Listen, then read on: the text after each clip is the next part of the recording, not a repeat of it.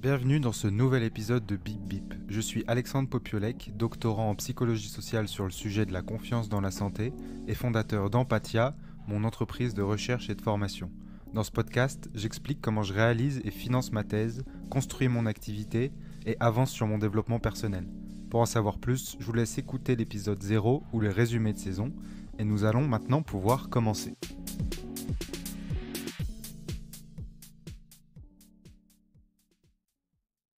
Bonjour à toutes et à tous et bienvenue dans ce nouvel épisode de Bip Bip saison 3.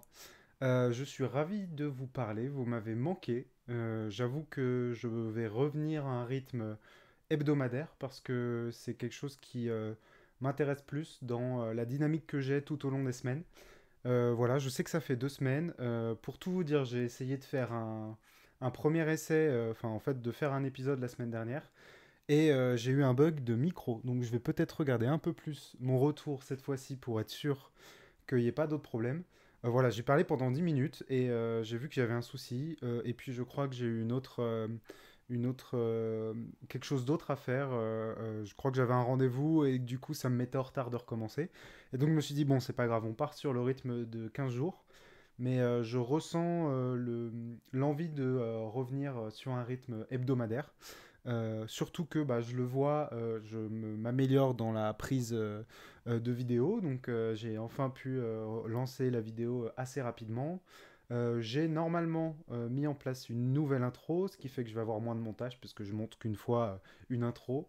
Donc vous allez me voir un peu cette mise en scène où je m'assois et où je lance le podcast, sauf que il y aura un faux montage, un problème de montage par rapport à la manière dont je suis habillé. Donc voilà, normalement, l'objectif de l'intro visuelle, c'était qu'on me voit m'installer, qu'on me voit lancer mon dispositif avant de commencer le podcast. Mais en fait, c'est compliqué de le faire à chaque fois, surtout que j'ai un PC qui a du mal à faire du montage. Donc en fait, je fais le montage sur Windows Movie Maker. Pour ceux qui connaissent un petit peu, c'est vraiment très très archaïque. On peut pas faire beaucoup de choses. Les rendus sont longs à mettre en œuvre. Enfin voilà, c'est vraiment pas le meilleur outil pour faire du montage vidéo. Même si je devrais avoir mieux, ça va avancer. Mais, donc pour l'instant, si je peux diminuer le montage, ça me va bien. C'est aussi l'intérêt du format long terme. Mais voilà, première, pas du tout premier épisode justement, mais je suis ravi de revenir surtout et l'envie de ouais, revenir toutes les semaines parce que en fait, et je pense qu'on peut le comprendre aussi pour la gestion d'un projet, on pense avoir plus de temps, mais en fait on procrastine et je crois pas avoir énormément plus de choses à vous dire en 2 semaines qu'en une. Tout simplement parce que ce muscle que j'ai entraîné toute l'année d'essayer de faire de la méta, en fait, d'essayer de se dire qu'est-ce que je suis en train de vivre, qu'est-ce que je suis en train de comprendre et qu'est-ce que je vais pouvoir transmettre. Et ben en fait, ce muscle s'éteint quand il y a un délai trop long entre 2 épisodes. Donc moi qui pensais avoir plus de choses à vous dire si j'attendais 15 jours, et ben en fait non, j'oublie le fait qu'il y ait un podcast, je vis ma vie et les 3 4 derniers jours, je repense et je me dis tiens, qu'est-ce que je vais transmettre. Donc en fait, je pense que ça peut être tout aussi intéressant d'attendre une semaine que d'attendre 2 semaines. Et j'aime bien l'habitude que ça me met de me donner des objectifs. En fait, dans tout le cas, je le fais, je suis mon carnet et je me donne des objectifs à la semaine. Donc voilà, je pense qu'en prenant l'habitude, en n'ayant pas peur de faire des podcasts plus courts, bah, je vais me remettre à faire des épisodes toutes les semaines. C'est aussi lié à mon niveau d'énergie qui est de mieux en mieux et quasiment au retour à la normale. Donc voilà, ce n'est pas un engagement, mais j'ai envie de reprendre par semaine parce que ça me fait du bien, tout simplement. Et puis ça me fait du bien que ce soit pour mon organisation, mais aussi pour, je suis content de transmettre ce que je fais, tout simplement. Donc voilà pour je crois que c'est le troisième épisode. Chaotique cette saison, mais c'est pas grave, on se construit ensemble.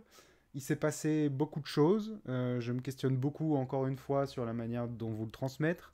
J'ai pas envie que ça fasse journal de bord, mais c'est un petit peu le principe.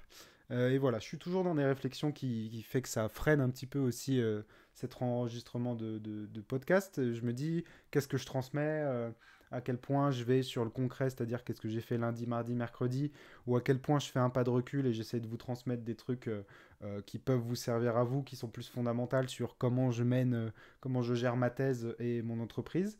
Je pense que j'aimerais me placer entre les deux, mais voilà, je me pose des questions, ce qui fait qu'en plus, de temps en temps, ça ralentit mon envie de faire un épisode. Ou en tout cas, voilà, je me mets des nœuds dans la tête où je me dis, bon, bah finalement, je sais pas si j'ai beaucoup de choses à transmettre, donc j'attends la semaine prochaine. Bref, je vais essayer de sortir de cette phase et en me tenant à faire un épisode par semaine, comme au bon vieux temps. Je suis même en train de me rappeler justement qu'il faut que je fixe plus la caméra et c'est des choses qu'on oublie tous les 15 jours alors que toutes les semaines, je pense que c'est plus facile aussi pour s'améliorer. Parce que là, je sens que j'ai perdu quelques artifices, je me sens un peu mieux à l'oral, mais voilà, j'avais commencé, je crois, à réussir à fixer la caméra quand j'ai fait le dernier épisode, mais là, je pense que j'oublie un peu, donc mes excuses, je vais essayer d'avoir un peu plus de contact avec vous. En tout cas, et bah voilà, je pense qu'on est sur la fin de cette introduction et qu'on va pouvoir avancer. Pas vraiment de rubrique, je réfléchis. On peut commencer par la thèse rapidement. Donc info sur la thèse, il n'y a pas d'info sur la thèse. Voilà. Je suis toujours en pause de thèse, même si j'ai des idées qui me viennent et que en fait, je crois que je l'ai dit la dernière fois, mais mes prestations qui commencent à se lancer, c'est des prestations recherche.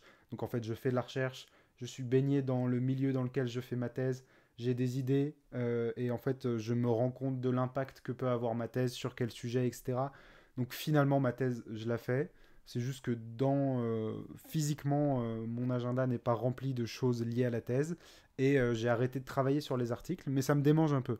Donc je vais revenir un peu sur les articles avec pour objectif de juste finaliser et puis travailler sur des choses qui sont très terre à terre, répondre aux commentaires, finaliser d'écrire, voilà. Et peut-être pas tout de suite avoir ce point de vue global de qu'est-ce que je vais faire sur ma thèse. Mais honnêtement, pour l'instant, j'ai pas beaucoup le temps. Donc je me laisse aller à mes prestations, à surtout l'organisation de ces prestations et d'être sûr que je vais rien rater. Voilà, j'ai un peu résumé tout ce que je voulais aborder dans le podcast en une phrase. Donc je ne vais pas arrêter le podcast là, mais globalement, je vais m'étendre un peu sur ces points. Donc la thèse est toujours en pause dans la forme, mais pas dans le fond. C'est-à-dire que je travaille pas dans la forme, mais dans le fond, j'y réfléchis toujours et je me sens toujours imprégné de mon sujet, etc. Voilà, pour cette rubrique thèse, je pense que j'ai pas grand-chose d'autre à dire. Et donc je vais passer à la rubrique entreprise, mais bon, en fait, je vais passer aux autres points que j'ai envie d'aborder, hein. Je pense que vous le voyez, j'ai moins envie de m'enfermer dans une structure de podcast, donc je vais surtout aborder les sujets qui me viennent en tête. Mes excuses pour ceux qui aimaient bien écouter partie par partie. Écoutez, c'est comme ça que je le sens en ce moment, donc on va faire comme ça. Je regarde mes notes. Je pense que je vais quand même faire une partie entreprise. Mais bon, en fait, tout est lié. Le développement personnel, l'entreprise et la thèse. Donc, allez, on va au prochain point ensemble. Euh, alors, ce qui s'est passé ces dernières semaines, ces 2 dernières semaines, c'est beaucoup de choses qui se délient, de graines que j'ai semées, que je peux commencer à récolter. Globalement, la très bonne nouvelle que je vous ai annoncée en saison 3, bah, en fait, tout se matérialise. Donc, je peux de plus en plus, à un certain degré de pourcentage, attester que je vais financer cette année de thèse. Euh, j'ai une acceptation de cette nouvelle assez étrange, j'avoue. J'ai un peu du mal à le concevoir. Déjà, c'est lié au fait que l'argent ne va pas venir d'un coup, mais va couler petit à petit. C'est lié au fait que c'est associé à des contractualisations qui sont en cours, qui sont pas faites, et donc c'est difficile de vendre la peau de l'ours avant de l'avoir tué, et donc d'être très satisfait de quelque chose qui n'est pas sûr à 100%. Et aussi, c'est lié au fait de dealer avec le sujet que bah, dans l'entrepreneuriat, rien n'est lié à 100% de réussite. Et donc, voilà, je pense que j'ai déjà discuté avec des amis entrepreneurs qui m'ont dit que on avait toujours peur de ne pas être payé finalement, même quand ça marche bien. Et bah, je pense que je vais pas être une exception à ça. C'est-à-dire que même si on a plein de feux qui sont au vert et qui nous annoncent que ça va fonctionner, qu'on va gagner de l'argent, bah, il y a toujours ce truc où on se dit un client peut arrêter, surtout moi dans mon côté où j'ai vraiment beaucoup galéré pendant plusieurs années. Une année pour l'entrepreneuriat, mais plusieurs années avant pour financer ma thèse. Je suis prêt à tout, hein. Je suis prêt à ce que des gens me lâchent au dernier moment, à ce qu'on ne me paye pas, à ce qu'il y ait du retard de paiement, etc. Donc c'est difficile d'être très satisfait d'une situation comme ça. Et en même temps, c'est pas le syndrome de l'imposteur, parce que j'avoue que j'ai assez travaillé pour me dire que j'y ai le droit, mais un peu, ouais, le syndrome de j'y crois pas forcément, c'est pas possible que ça arrive, ouais, plutôt, non, c'est pas possible que ça arrive. Et donc, je ne saute bizarrement pas de joie au fait de me dire que j'ai de quoi financer la prochaine année, mais c'est un plaisir plus diffus, plus sur le long terme, plus chronique, qui finalement est peut-être pas si mal, c'est-à-dire que j'y pense et à des moments où je me dis waouh, ça y est, je suis en train de le faire. Waouh, la situation que j'ai rêvée est en train d'arriver.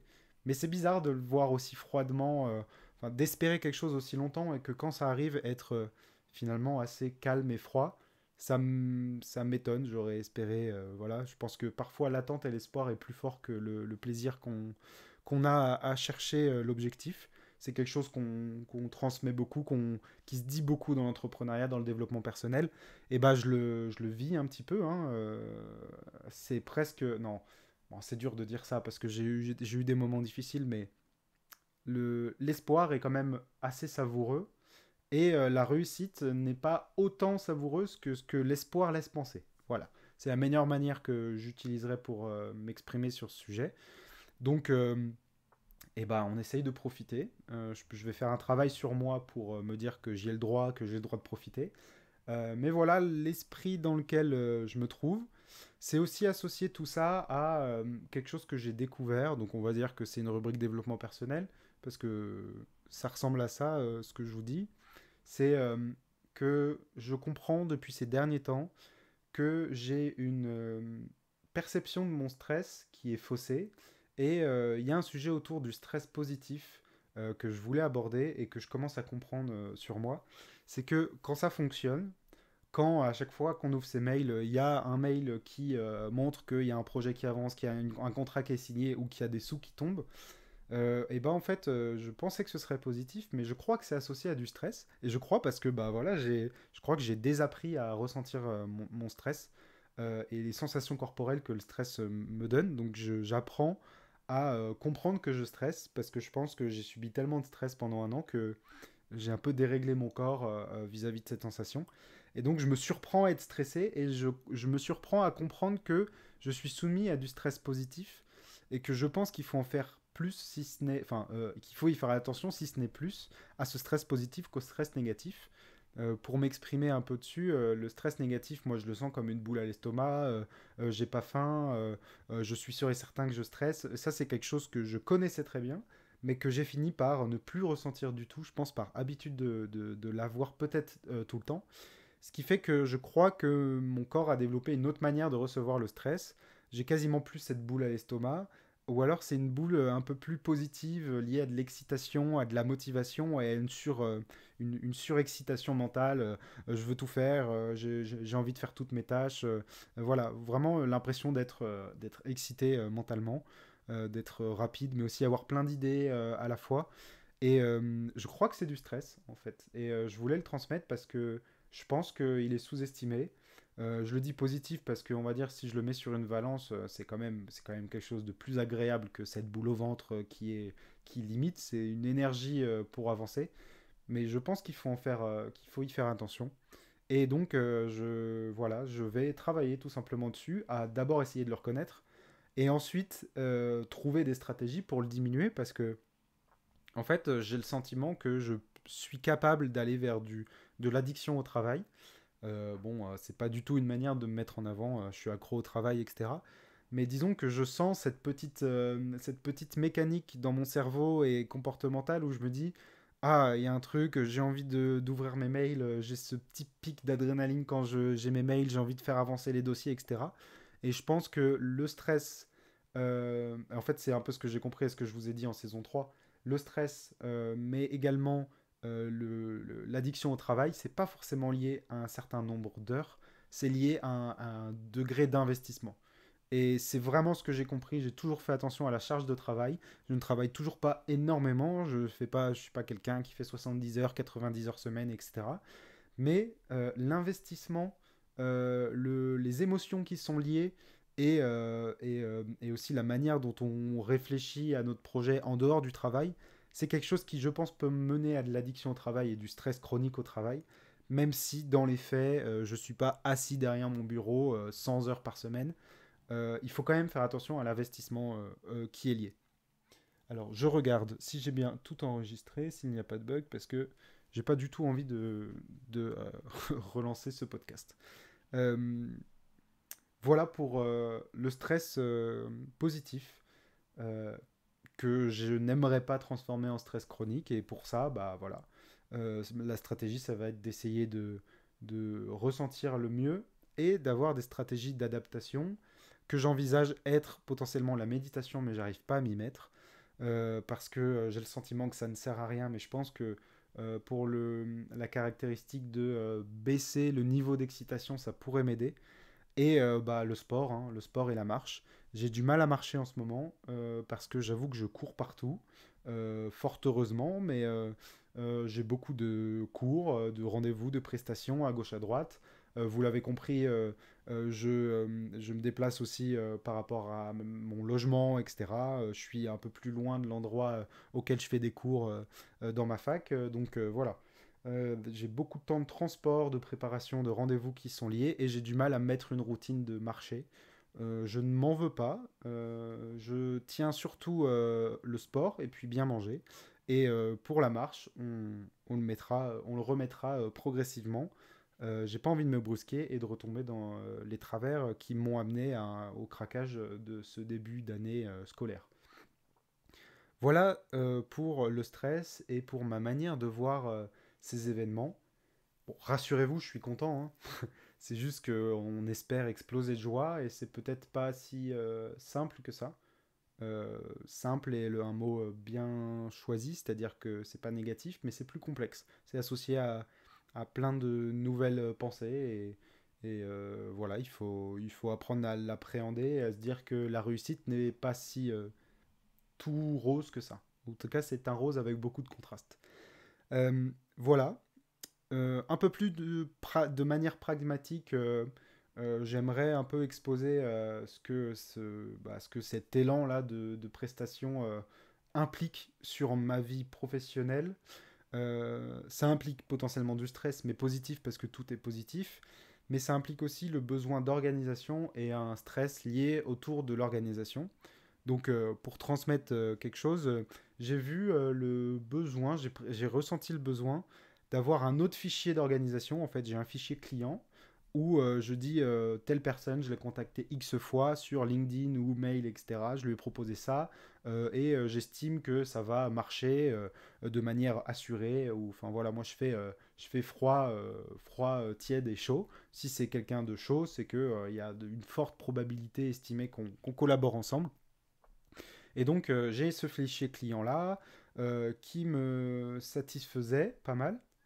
Mais j'ai aussi un fichier comptable. Donc là, c'est une fois que les prestations sont finies, où en sont les démarches comptables, devis envoyés, devis reçus, combien, etc. Mais en fait, il y a un espèce de fichier entre les deux qui serait un fichier de suivi de prestations. Quand je dis fichier, c'est parce que je fais tout par Excel. Donc, en fait, c'est un fichier Excel. Et voilà, niveau gestion de l'organisation, je vous conseille, si vous êtes à une étape où vous commencez à avoir de prestations, d'avoir un fichier de gestion des prestations, c'est-à-dire euh, qu'est-ce qu'on m'a demandé de faire, le nombre de temps estimé que ça va me coûter, la préparation, et puis les étapes. Est-ce que j'en suis au début de la prestation? Est-ce que j'attends que ce soit signé? Est-ce que c'est signé et je suis en cours de prestation? Est-ce que j'ai fini la prestation mais j'attends le paiement? Voilà, c'est quelque chose qui pourrait être présent sur un fichier comptable, mais moi je suis assez satisfait de mon fichier comptable qui est en fait orienté vers l'édition de devis et de factures. Et donc, j'ai pas spécialement envie d'avoir le suivi, j'en suis là, on s'est dit qu'on ferait ça, etc.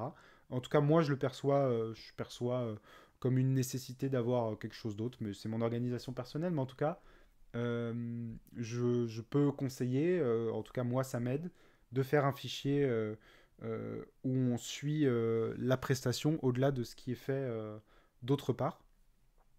Et en faisant ça, justement, je me suis surpris à avoir quelques craintes. Déjà, la crainte que, étant donné qu'il y a beaucoup de choses qui viennent d'un coup, de dire oui à deux choses en même temps. Je sais pas pourquoi, enfin si je sais pourquoi, parce que j'ai envie de faire les choses bien, mais j'ai peur de dire oui à deux personnes en même temps et d'avoir des contrats importants et puis d'un jour de devoir dire désolé, je me suis trompé. En fait, je pense qu'il faut surtout dealer avec le fait que ça va arriver. Et ça m'a permis de me rassurer, de savoir ce qui va arriver, et aussi de me dire, ah mais tiens, ça je le prenais pour acquis, mais en fait il faut que j'envoie tel dossier administratif. Voilà, c'est aussi le suivi administratif. Là je dois signer, là je dois envoyer, là ça va partir, là il faut que je finisse, il faut que je sois prêt à cette date-là, etc. Donc voilà, j'ai passé beaucoup de semaines à avoir beaucoup de charge mentale, enfin beaucoup de jours dans ces 2 dernières semaines, à avoir de la charge mentale, à me dire, bon, il faut tout cadrer, telle prestation aura lieu à telle date, mais donc il faut que j'ai fini de la préparer à telle date. Ça va me prendre tant de temps de réalisation, tant de temps de prestation. Et ça m'a permis en fait de me dire que j'étais assez full sur octobre, novembre, décembre. Donc jusqu'à la fin de l'année, je vais refuser de nouvelles prestations. Donc je pense que c'est un indice de réussite formidable, hein. Franchement, j'aurais jamais imaginé pouvoir dire ça euh, maintenant. Mais donc voilà, j'ai mes 3 mois qui sont pleins. Alors qu'est-ce que ça veut dire 3 mois pleins pour moi? C'est que j'ai estimé à 70 heures par mois de prestations estimées. Préparation de prestations inclus. Quand je dis préparation, c'est quand je fais des formations, il y a préparer les diapos, etc. Préparer les cours, quand je fais des cours à la fac. J'ai estimé, parce que en fait mon activité c'est un mi-temps finalement, et que l'autre mi-temps c'est ma thèse, mais aussi parce que quand l'estimé et le réel ça change, et puis il y a les transports, etc., que valider 70 heures de prestations par mois, c'était quelque chose que je pouvais suivre et qui correspond à pouvoir rentrer pas mal d'argent. Et voilà, tout simplement, je sens que j'ai assez de projets pour avoir l'esprit occupé et faire ma thèse, et voire pour l'instant ne pas faire ma thèse, hein, donc voilà, ça m'a permis de m'organiser et de mettre ce cap-là de 70 heures estimées de prestations par mois, qui sont globalement atteintes sur les 3 mois qui me restent de cette année. Donc, parfait. Que dire de plus? Essayer d'être content, essayer de bien faire les choses. Et puis ensuite, je pense que quand les premières prestations auront marché, enfin, c'est-à-dire que j'aurai fait des bonnes prestations, j'espère en tout cas, parce que c'est la stratégie, d'être assez bon pour ensuite faire du bouche à oreille dans ma région et puis avoir de moins en moins la nécessité de faire de la pub, hein. Je pense que pour beaucoup d'entrepreneurs qui sont pas forcément marketeux, c'est quelque chose d'un peu pénible de faire de la pub et du marketing. La preuve par la compétence, c'est un peu ma stratégie. Donc on va essayer d'être compétent et de pouvoir s'associer à d'autres projets parce que il y a du bouche à oreille qui se fait et qui montre que je fais les choses bien. Donc voilà, j'essaie de faire les choses bien, tout simplement. Alors, un peu plus général, euh, alors, je regardais un petit peu ce que j'ai noté. J'ai quelques annonces positives, et puis je crois que finalement, je vais être au bout de ce que je voulais vous dire aujourd'hui. Donc voilà, attendre 2 semaines pour faire une vingtaine de minutes d'enregistrement, je pense que ça sert à rien. Je pense sincèrement que j'aurais dit tout autant 20 minutes la semaine dernière, et que donc voilà, il y a une espèce de compression des choses à dire. Je pense aussi que j'essaye de moins me répéter, et puis j'ai envie d'aller plus à l'essentiel. Et il y a aussi le fait que avant, je pouvais vous dire j'avance sur tel projet, j'avance sur tel projet. Mais là, j'ai fait le listing. J'ai 14 projets, 14 cours, 14 lignes, 14 prestations en cours. Bon, je pense pas que l'objectif de ce podcast, c'est de vous dire bon, pour la prestation 6, j'ai décidé de parler des stéréotypes, voilà tout ce que je vais dire. En tout cas, je m'y retrouve pas. Je trouve pas que ce soit quelque chose qui intéresse. Et en tout cas, moi, ça ne m'intéresse pas. Donc, je pense que plus mes prestations vont évoluer, et plus par la force des choses, je vais moins vous dire des choses précises, mais plus aller sur mon développement personnel, mon organisation. Étant donné que c'est ce que je veux et que c'est un petit peu la pression du contexte qui fait que c'est comme ça, j'espère que ça vous plaira. Je vois pour l'instant pas d'autre option de faire ça. Comme je vous ai dit, je vais pas m'étendre sur chaque tâche que je fais, chaque diapo que je fais. J'y réfléchirai à comment je peux donner vraiment le cœur de mon activité pour pas partir dans quelque chose de plus en plus de surface qui vous parle pas. Mais voilà. Je me rends compte en plus que plus ça avance, je crois que c'est arrivé 5 fois ces dernières fois, qu'on me demande des choses que j'ai déjà dites en podcast. Et donc, ça me permet de me dire, ok, je vois les compétences que je pourrais transmettre et que je pourrais dire, et ensuite dire aux gens, bah écoutez mon podcast si vous voulez. Je le dis ici, mais quand je dis ça, si on se croise et que je vous dis, ah, t'as écouté le dernier épisode, tiens, j'ai répondu à ta question dans un épisode, je sais que ça peut avoir l'air euh, égocentrique, mais c'est juste que je suis content de. Enfin, si je suis content d'avoir bien transmis une idée quelque part, bah, je dis c'est là si tu veux, quoi. Mais j'ai aucun souci à ce que les podcasts soient vus ou non. En tout cas, bah, ça reste, et je l'ai un peu fait pour ça, une espèce de base de données de comment j'ai financé et comment je fais ma thèse. Donc, si on est intéressé par comment j'ai réussi à financer ma thèse, enfin, pas encore, mais comment je suis en train de réussir à financer ma thèse et comment je fais pour faire ma thèse, bah, la meilleure manière, c'est d'écouter le podcast. Mais après, je peux me répéter, il n'y a pas de souci. Mais bon, si je suis content, je le transmets. Voilà. En plus de ça, j'ai quelques bonnes nouvelles, tout simplement. La première, et je peux vous le montrer, enfin, je peux commencer à montrer des choses, c'est que j'ai participé au doctorial et j'ai gagné les doctoriales 2024 de mon université. Je suis en train de me dire que du coup, je suis en train de leak l'université dans laquelle je suis. Je crois qu'on s'en fiche parce qu'on peut le voir sur LinkedIn. Donc, je suis à l'URCA, à l'université de Reims. Voilà, ne venez pas à mon bureau pour me donner des cadeaux de fans de podcast. Dans tous les cas, vous n'êtes pas tant que ça à me regarder, mais c'est pas grave. Voilà, j'ai participé à un événement de entrepreneuriat par des doctorants. Donc, bon, effectivement, j'ai un petit peu d'avance parce que j'étais avec des gens qui étaient pas voire peu intéressés par l'entrepreneuriat et aucun, je crois, qui s'est déjà lancé. Donc, bon, on a fait quelque chose. Enfin, ce qu'on a fait, c'était quelque chose qui me parlait quand même. L'entrepreneuriat, c'est quelque chose qui me parle finalement. J'apprends sur le tas. Je dis pas que je suis le meilleur sur ce point-là, surtout que je suis pas le plus théorique. On a appris des choses sur vraiment le milieu de l'entrepreneuriat, un business model Canva, etc. Mais enfin, etc. Dire etc. après une occurrence, c'est pas le max, mais business model Canva, business plan, calcul des coûts, etc. Eh bien, c'est des choses que je fais sans savoir que je le fais finalement. Et même, je reste sensible et je veux dire fin sur ces choses-là parce que je les ai frôlées. Donc, même si je connais pas exactement les outils qui sont transmis, c'est des choses que je connais. Donc, pour ceux qui veulent se lancer dans l'entrepreneuriat, qui sont doctorants potentiellement, il y a, en tout cas à ma fac, je ne sais pas si ça se fait autre part, mais ce qu'on appelle des doctoriales. Ça peut être intéressant. C'est lié du coup aux pépites de ma région, donc je vous recommande encore une fois de vous associer aux pépites de votre région. Il y a quand même un élan sur l'entrepreneuriat des doctorants. Je fais partie des premiers dans ma région à le faire, mais c'est des choses qui intéressent de plus en plus et qui intéressent aussi les institutions et le gouvernement. Donc je pense que vous serez bien reçu si vous cherchez le pépite, la structure qui s'appelle Pépite, qui est liée, enfin qui est faite pour aider les étudiants à mener un projet entrepreneurial. Si vous êtes doctorant, je pense que vous serez pris au sérieux. Et vous pourrez avoir des choses comme ça avec un trophée potentiellement à la clé. Moi, c'est aussi lié à un petit cadeau. Je crois que c'est 50 euros sur une carte cadeau. Ça fait toujours plaisir. Et donc, voilà, ça va me faire un petit post LinkedIn en plus. Ça me fait penser d'ailleurs que j'ai pas de... Je vous ai pas parlé de ma gestion des réseaux depuis quelques temps, mais c'est normal parce que je suis en pause.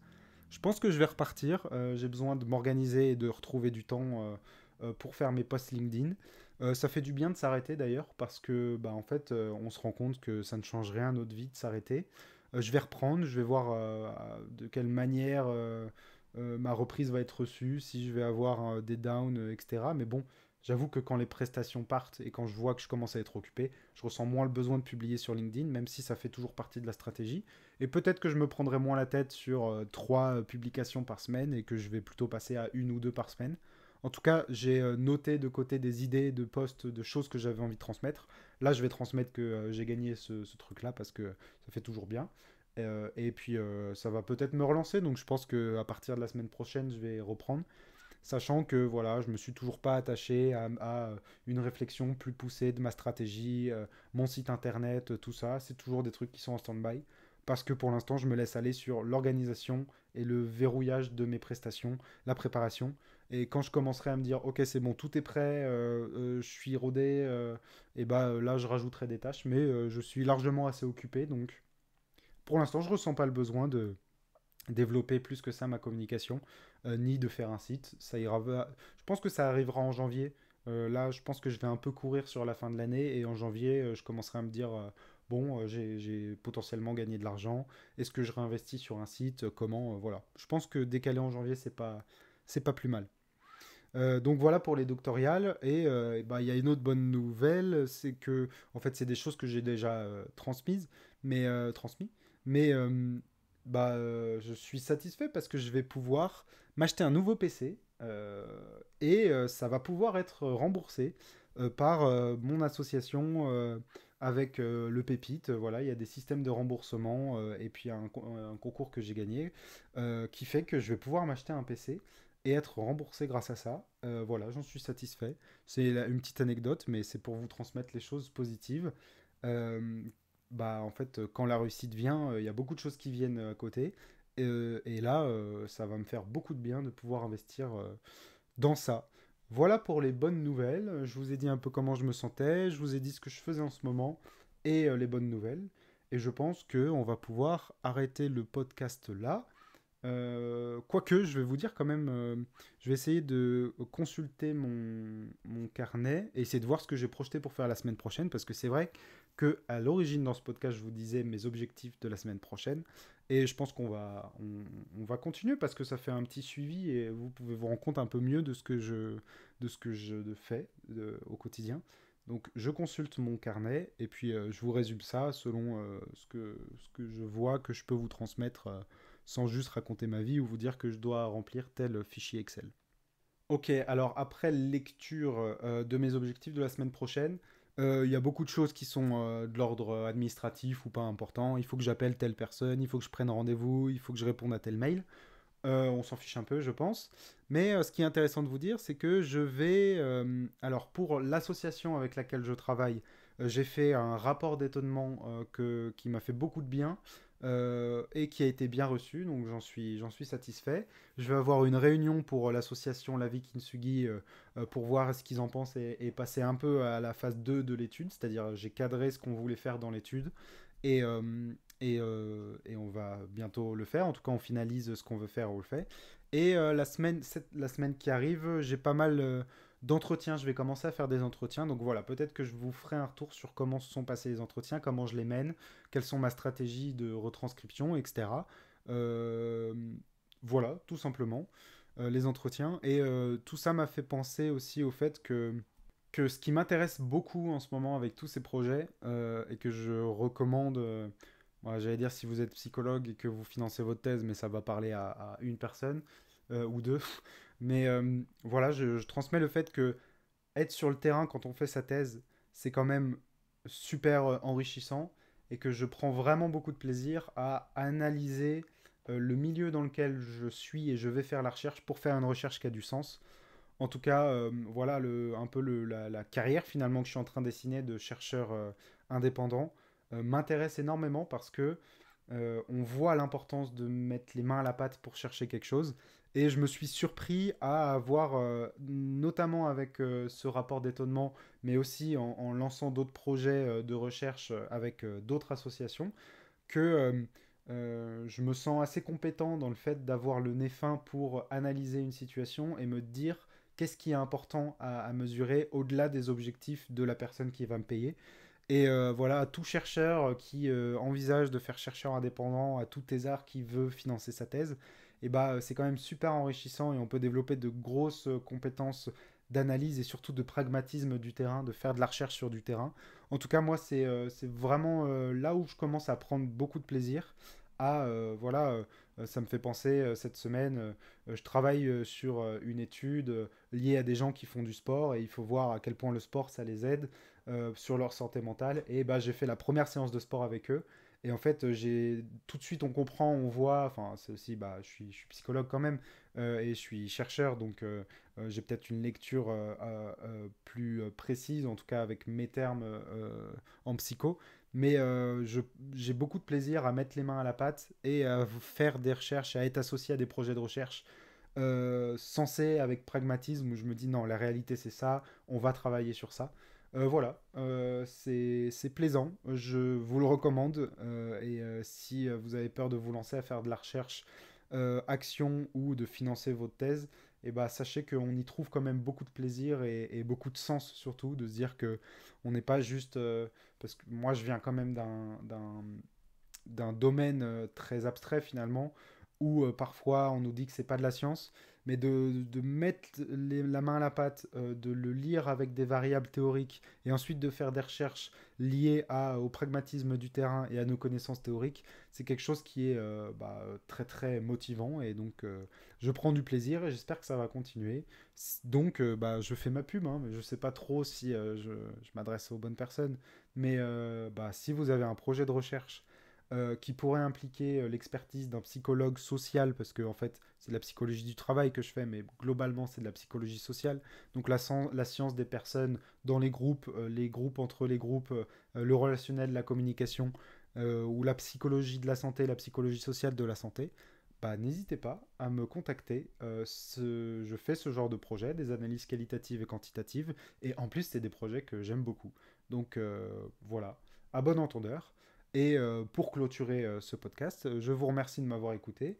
Je vous dis une bonne semaine. J'espère à la semaine prochaine. On va essayer de se tenir à un rendez-vous hebdomadaire. Et puis, travaillez bien et prenez soin de vous. Et enfin, à la semaine prochaine pour un nouvel épisode de Bip Bip.